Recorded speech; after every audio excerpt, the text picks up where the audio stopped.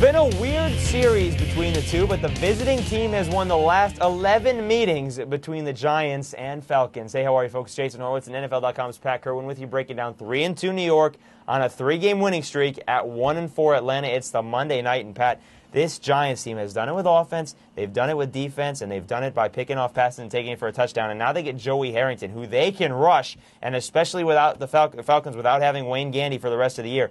You got some problems there. Yeah, you're looking at an Atlanta offensive line that wasn't very good, that now have lost both starting tackles.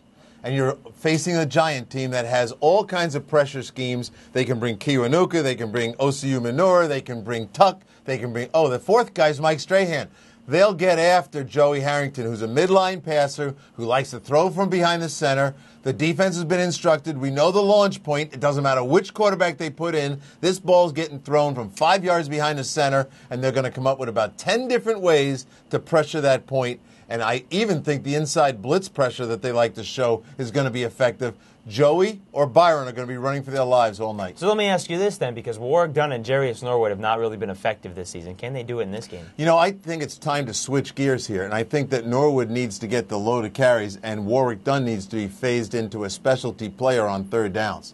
And when they start to do that, it'll cause more problems for the opponent. I don't think they're ready to do that. Warrick Dunn right now is not threatening people the way he used to. On the other side, you got the Giants offense, which we saw against the Jets, that Brandon Jacobs got more of the carries. Derek Ward was back into the role where he would have started the season, and they play great as a 1-2 punch. Does that work this week, too? Yeah, I like that punch that they have. And personally, I wouldn't have not had gravitated from Ward as much as they did. To me, I would be 60% Ward and 40% of the big kid, Brandon Jacobs. But that's their call to make. What these guys really are, a great passing team. They've got weapons down the field. I think Jeremy Shockey, and watching him pretty close on tape the other day, this is a guy that's got to get his route running down. He landed up running a bad route and an easy pickoff pass, and I think Eli will have some words with him privately to get that stuff going. Plaxico Burress, right now, I'll tell you, I'd take Plaxico Burress over Terrell Owens for the Pro Bowl. Which is something, wait a minute. Which I never thought I'd say. Wait a second. Plaxico Burress is certainly having a career year and a Pro Bowl year.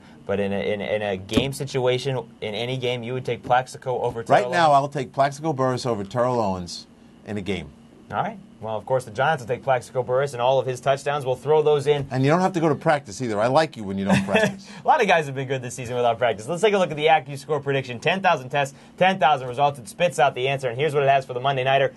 A lot closer than people would think. 52% of the time on the computer, the Giants won. This is more of a toss-up than you would think when you're taking a 1-4 team in the Falcons. Pat, do the Giants win big, or is it as close as the computer thinks? I don't think it's going to be that close. I think the Giants will score more points because of their offensive line, who will block very well for them and keep John Abraham and Jamal Anderson out of the backfield. All right, well, the last Giants loss in Atlanta came 29 years ago. Remember, the visiting team has won 11 straight in this series. That was 1978. And I believe those hideous red uniforms were still in style for the Falcons. It's the Monday Nighter, and it kicks off at 8:30 p.m. Eastern. For more on this game or any other in Week 6, be sure to stay with CBSSports.com and watch everything on the CBS Audience Network. For Pat Kirwan, I'm Jason Horowitz. Take care.